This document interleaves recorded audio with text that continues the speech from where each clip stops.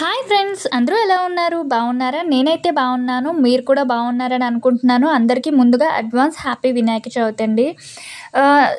నేనైతే first time Vinayaka Chavithi రోజు వినాయకుడి విగ్రహం అయితే తయారు చేద్దాం అనుకుంటున్నాను. ఎప్పుడూ ప్రిపేర్ చేయలేదు. ఫస్ట్ టైం ఎందుకో చేయాలి అని అనిపించింది.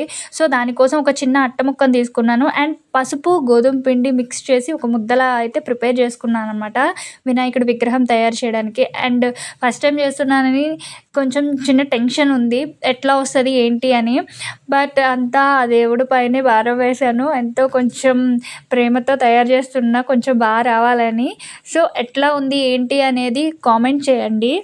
అండ్ వీడియోలోకి వెళ్ళిపోదాం. ఈ ఏడాది ఆగస్టు 27వ తేదీ బుధవారం రోజున వినాయక చవితి పండుగ వచ్చింది. విఘ్నాలు తొలగించే బొజ్జ గణపతిని పూజిస్తే కష్టాలన్నీ తొలగిపోతాయి అని నమ్మకం.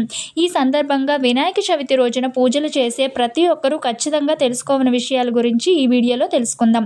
వీడియోని స్కిప్ చేయకుండా చూడండి. దృక్పంచాంగం ప్రకారం గణేష్ చతుర్థి ఆగస్టు 26 మధ్యాహ్నం 1:54 ప్రారంభమై ఆగస్టు 27 మధ్యాహ్నం 3:44 గంటల వరకు ఉంటుంది. వినాయక చవితి పూజ గురించి తెలియకుండా భగవంతుని ఆరాధిస్తే ఎలాంటి ఫలితం ఉండదు. దేవుళ్ళందరిలో తొలి పూజను, అందుకే వినాయకుడిని చాలా నియమనిష్టలతో పూజిస్తారు. విఘ్నాలు తొలగించే బొజ్జ గణపయ్యను ఆరాధించేవారు అనేక విషయాలను తెలుసుకోవాలి.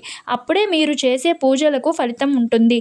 వినాయక విగ్రహాన్ని కొనే ముందు దేవుడి విగ్రహాలను జాగ్రత్తగా పరిశీలించాలని వేద పండితులు అంటున్నారు. మీరు కొనబోయే గణపతి విగ్రహంలోని తొండం కుడివైపుకు తిరిగి ఉందా లేదా విషయాలను ఖచ్చితంగా గమనించాలి. వాస్తు శాస్త్రం ప్రకారం వినాయకుని తొండం ఎడమ వైపుకు తిరిగి ఉండాలి. ఇది మీ శ్రేయస్సుకు, సంతోషానికి, అలాగే అదృష్టానికి సంకేతం. బుధవారం రోజు వినాయక చవితి వచ్చింది. అయితే ఈ పండుగ ముందు రోజున మంగళవారం వచ్చింది. సాధారణంగా చాలామంది పండుగలకు ముందు రోజున ఇల్లంతా శుభ్రం చేసుకొని దేవుని పటాలను శుభ్రం చేసుకుంటారు. కానీ మంగళవారం రోజున మాత్రం ఇల్లు దులపకూడదు, అలాగే దేవుని పటాలను కూడా శుభ్రం చేసుకోకూడదు. కాబట్టి సోమవారం రోజున మీ ఇల్లంతా శుభ్రం చేసుకొని దేవుని పటాలను కూడా శుభ్రం చేయండి. ఇక పూజకు కావలసిన సామగ్రిని మొత్తం కూడా మంగళవారం రోజునే సిద్ధం చేసుకోవాలి. ఒకరోజు ముందుగానే వినాయకుని విగ్రహాన్ని తెచ్చుకోవాలి. అంటే మంగళవారం రోజు సాయంత్రం 5 దాటిన తర్వాత వినాయకుని విగ్రహాన్ని మీ ఇంటికి తెచ్చి దాని మీద తెల్లటి వస్త్రం వేసి పెట్టండి. వినాయక చవితి రోజున గంగాజలంతో వినాయకుని విగ్రహాన్ని శుద్ధి చేసి పూజా కార్యక్రమాలను ప్రారంభించాలి. ఇక వినాయకుని పూజలో ఖచ్చితంగా 21 రకాల పత్రికలతో పూజ చేయాలి. 21 పత్రికలు దొరకలేని వారు కనీసం 11 పత్రాలతోనైనా గణేష్ పూజను చేసుకోవాలి.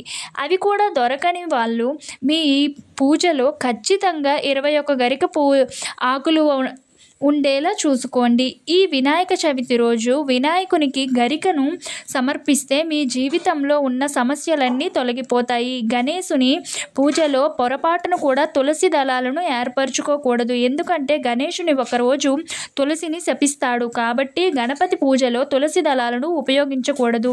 వినాయకుడు మధ్యాహ్నంలో సమయంలో జన్మించాడు. కాబట్టి వినాయకుడిని పూజించాలంటే మధ్యాహ్న సమయంలో మాత్రమే మీ పూజను ప్రారంభించాలి. వినాయకుని పూజ శుభ సమయం 11 గంటల నుండి 1:30 మధ్యలో వినాయకుని పూజను ప్రారంభించాలి. వినాయక పూజలో ఖచ్చితంగా కలశాన్ని ఏర్పాటు చేసుకోవాలి. కలశంలో గంగాజలం, కుంకుమ, అక్షింతలు, కొన్ని నాణేలు వేసి మామిడి ఆకులు పెట్టి ఆ మామిడి ఆకుల పైన కొబ్బరికాయను పెట్టి ఈ కలశం ముందు వినాయకుని విగ్రహాన్ని ప్రతిష్ఠించండి. విగ్రహం పాదాల దగ్గర ఒక చిన్న దీపం వెలిగించి పూజ చేసుకోవాలి. ఇక గణపతికి ఇష్టమైన పూలు ఏమిటంటే మందార పువ్వు, మల్లెపూలు, గన్నేరు పూలు, అలాగే చామంతి పూలు. ముఖ్యంగా మీరు పూజించే వినాయకుల విగ్రహం పసుపు రంగులో కానీ, ఎరుపు రంగులో కానీ, తెలుపు రంగులో ఉండాలి. డబ్బు సమస్యలు ఉన్నవారు, అప్పుల సమస్య ఇబ్బంది పడుతున్నవారు తెలుపు రంగులో ఉన్న వినాయకుడి విగ్రహాన్ని పూజిస్తే మీకున్న డబ్బు కష్టాలన్నీ తొలగిపోతాయి. ఇక గణపతికి నైవేద్యంగా ఉండాల్సినవి ఉండ్రాళ్ళు, కుడుములు నివేదించాలి. అలాగే గణపతి పూజలో ఖచ్చితంగా అరటిపళ్ళు ఉండాలి. వినాయకుని కుంకుమ అంటే చాలా ఇష్టం. కాబట్టి ఈ వినాయక చవితి రోజున మీ ఇంట్లో ఉన్న ప్రతి ఒక్కరూ వినాయకుడి విగ్రహాన్ని కుంకుమ బొట్టు పెట్టి నమస్కారం చేసుకోవాలి. వినాయక చవితి రోజున మీ ఇంట్లో పూజ చేసేటప్పుడు మీరు తెచ్చిన వినాయకుని విగ్రహంతో పాటు ఒక పసుపు గణపతిని కూడా కూడా తయారు చేసి మీరు తెచ్చుకున్న వినాయకుని విగ్రహం ముందు ఈ పసుపు గణపతిని ప్రతిష్ఠించుకోవాలి. వినాయకుని పూజలో లక్ష్మీదేవి విగ్రహాన్ని పెట్టుకున్నా, లక్ష్మీదేవి చిత్రపటాలను పెట్టుకున్నా చాలా మంచిది. ఈ వినాయక చవితి రోజున లక్ష్మీ గణపతిని ఆరాధిస్తే మీ ఇంట్లో డబ్బు కష్టాలే ఉండవు. అంతేకాకుండా విపరీతమైన ధనలాభం కలుగుతుంది. జ్యోతిష్య శాస్త్రం ప్రకారం వినాయక చవితి రోజున చంద్రగ్రహణం నిర్దిష్టం. అంటే వినాయక చవితి రోజున చంద్రుడిని చూడకూడదు. చవితి రోజు చంద్రుడిని చూస్తే మీ జీవితంలో ఎన్నో కష్టాలు ఏర్పడతాయి. చవితి రోజున చంద్రుడిని చూడటం వల్ల ఆ శ్రీకృష్ణుడు కూడా నిందలు ఎదుర్కొన్నాడు. కాబట్టి ఈ వినాయక చవితి రోజున ఎవరైతే చంద్రుడిని చూస్తారో వాళ్ళు నీలాప నిందలు పడాల్సి వస్తుంది అని ఆ గణపతి చంద్రుడికి శాపం విధించాడు. ఒకవేళ పొరపాటున చంద్రుడిని చూస్తే మీ పూజ గదిలో ఉన్న అక్షంతలని మీ తల మీద వేసుకొని వినాయకుడిని క్షమించండి అని అడగాలి. ఇలా చేయడం వల్ల ఇబ్బందుల నుండి బయటపడతారు. అయితే వినాయక చవితి పూజలు మాత్రం మగవాళ్ళు చేస్తే చాలా మంచిది. వినాయక చవితి రోజు పూజలు చేయాలంటే ఎలాంటి మంత్రాలు రాకపోయినా పర్వాలేదు. ఏకాగ్రతతో ఓం గం గణపతియే నమః అనే మంత్రాన్ని జపిస్తూ ఇంట్లో పూజ చేసుకుంటే సరిపోతుంది. పురాణాల ప్రకారం బొజ్జగణపయ్య తండ్రి అయిన పరమేశ్వరుడు ఎక్కువగా ఉత్తర దిశలో నివసిస్తుంటాడు. కాబట్టి ఇంట్లో పూజ చేసే గణపతి విగ్రహాన్ని పశ్చిమ, ఉత్తర, ఈశాన్య దిక్కులలో ప్రతిష్ఠించి పూజ చేసుకోవాలి. అయితే ఎట్టి పరిస్థితుల్లోనూ దక్షిణ దిశలో మాత్రం విగ్రహం ప్రతిష్ఠించకూడదు. ఎందుకంటే ఈ దిశలో యమధర్మరాజు ఎక్కువగా నివసిస్తూ ఉంటాడు. కొత్తగా పెళ్ళైన జంటలను రాగితో తయారు చేసిన గణేష్ విగ్రహాన్ని పూజిస్తే చాలా మంచిది.